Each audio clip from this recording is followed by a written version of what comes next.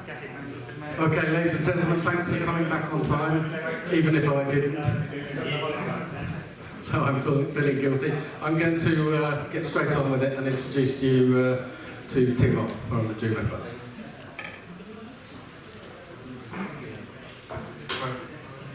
Yeah, so my name is Timo Liuska, working for Juniper Networks, and Juniper just turned 20 years today, or not today, but this year, and we make great routers and switches and firewalls, but instead of talking about products, I thought to talk to you a little bit about BGP and what's going on around BGP standardization, etc. So one of the key values for Juniper has been ever since 20 years ago when the company was formed to support open standards, etc., and to be flexible as possible. And also one of the ways to accomplish this is obviously to participate in the standardization itself. So it's a quite short slide set, but I'm trying to give you a bit of overview what is going on generally in the BGP development. So these are the topics for today. So a bit of introduction about BGP, you probably know most of that, and then short overview on the BGP focus areas and protocol blocks, and then telling a bit more about BGP, ORR, and LS and flow spec. So, introduction, so probably everybody of you know the history of the BGP, that it has been used for quite a long time, and the global BGP table has been growing constantly, bigger and bigger, and this is obviously just a small fraction of the complete use of the BGP as people are using the BGP inside data centers, etc. What is not shown obviously in this diagram, but this is just a global routing table size, and it is constantly increasing, and it has been a very successful protocol obviously for the whole internet. So the BGP has evolved from the basic infrastructure connectivity to underlay for the more advanced services and things like IP fabric in data center and that kind of things. And it is a well-proven protocol since 1989, and it is facilitating obviously all the domain routing. And gradually there are services on the internet that are moving to the BGP. So we have heard today about the multicast in the Digitas session, and then we have the BGP-LS based on BGP, and then one of the new things what is going on is the BGP flow specifications. And also what is going on in the industry is obviously lots of data centers are being built, and we have heard about those today as well. And BGP is a key component often in the data center setups as well. So there are a number of things going on regarding the data center use case, like the BGP LU and the BGP-based string and the BGP link state and monitoring the BMP protocol for BGP as well. So the focus areas, so there are a number of things going on. So there are the protocol blocks, and there are some features to keep the protocol evolving to meet the market needs in future. And then we have the BGP-based services that was a bit told in the previous slide as well. And then on Juniper we are working on the scaling and performance of the BGP as well. So we have our virtualized MX platform that suits well to the virtual route reflector and PE router, and then there are some domain-specific use cases in the BGP, like the data center that was also talked in the previous slides about. And one thing that is a bit similar to the EXA-BGP that was told in the previous session is the programmable BGP. So there is APIs being developed, etc., to meet the needs for the programmability of the BGP.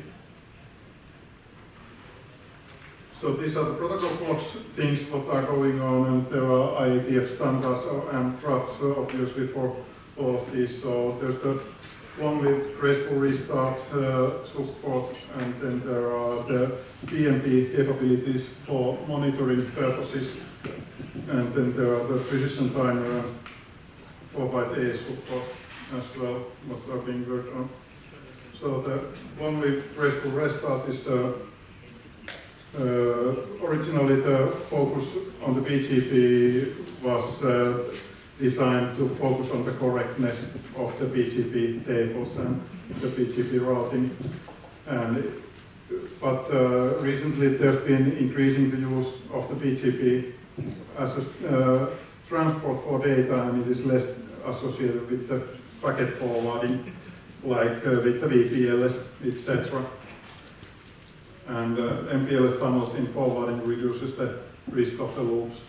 So there's not so much need for the full prevention over there.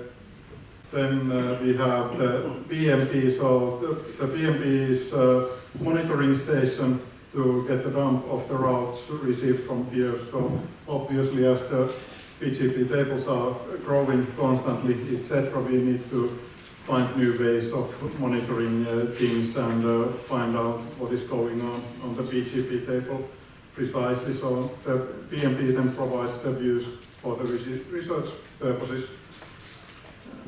So, and this tells you more precise timestamps and operational data beyond routing, so what you typically can't see in a regular route reflector.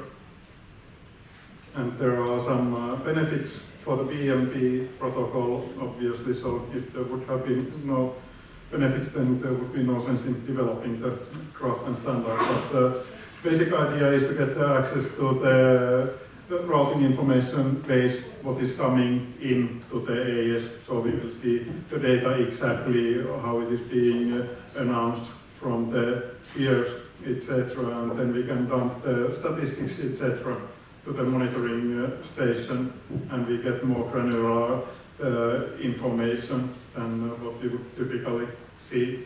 Then the BGP optimal route reflector. So the route reflector typically could see the same prefix from many different egress PEs, and then according to the current standard, the route reflector chooses the best path from its own perspective. So that's usually the active route, and it is then advertised to all the clients. And what we want to do with the optimal route reflector is then to the route reflector to choose the best path from its client's perspective, to advertise that one to its clients. So there is a short diagram over here. So if we would have no optimal route reflector, then the PE1 that is there on the left side would use the PE3 as the egress PE, which is more costly than the PE2. And when we use the optimal route reflector, then the route reflector will reflect the path from the PE2 to the PE1. So then we could optimize things a bit better. And then here is one concrete customer request. So there is a current network of different POPs. So there is 7 POPs in the diagram, but there are a total of about 80 route reflectors, and there's 1 route reflector sitting in each of the POPs. And what they would like to do with the new network is to group the POPs into a group and share a single route reflector that could be geographically far from its clients. So to get a more total view of the network, etc. BGP link state. So here's a bit historical insight. So the external applications need to access the routing protocol daemons, internal data, and the BGP prefixes etc. And we need to have some kind of API to get that information.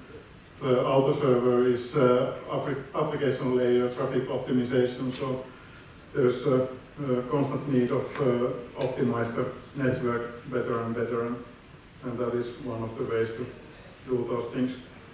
And the BGP link state motivation is then to look across the fence, and the fence is in this case the IGP area or level or AS number boundary. So typically beyond that fence we would have very little view what is going on. And for this traffic optimization use cases, etc., we need to have more of the visibility for those applications for the complete topology of the data. And obviously we need to have a unified API to then have the programmability, etc. So here is one of the use cases then for this one. So we have here a number of different level areas on the service provider network, and then we have the application layer traffic optimization server that needs to have a complete view of all of these different areas that are inside the network, and we need to be able to optimize the traffic to each of those networks what are on the service provider network. And obviously manually crafting the IGP peering for this kind of topology, if it's a bigger service provider, is very tedious and error prone.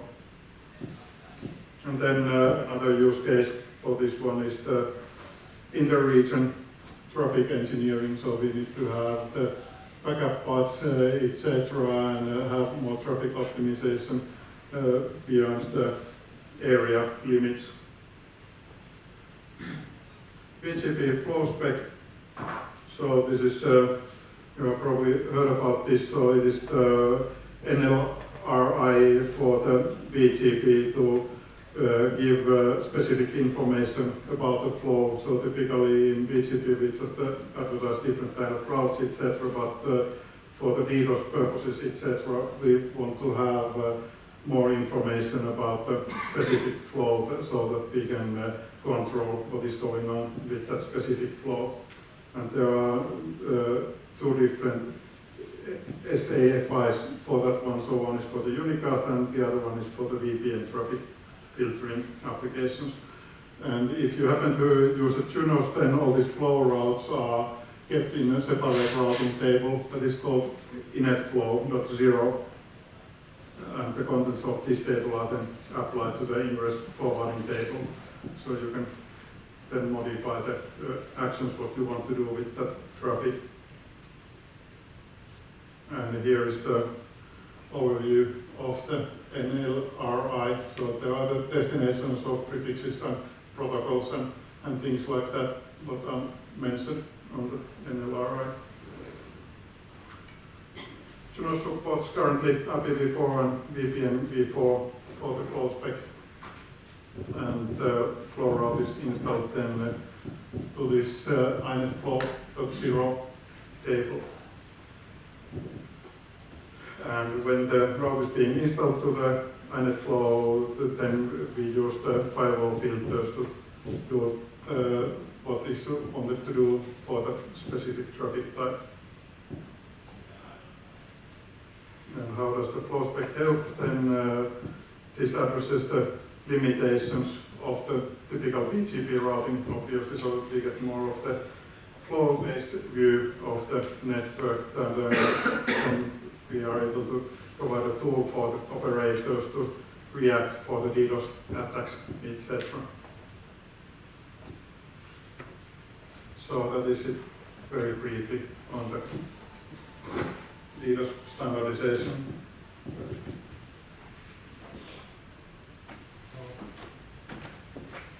Thank you, Timo. And that was a very nice set of underpants. Thank you. There should be a plastic bag, nice pair of underpants for you to take as a gift for speaking. I've got a funny feeling there's only small left now, which should be perfect for you. Diplomacy. Brilliant. So I'm going to also move on. I got it. I got the wither now. I can. I'm not sure if everyone got that.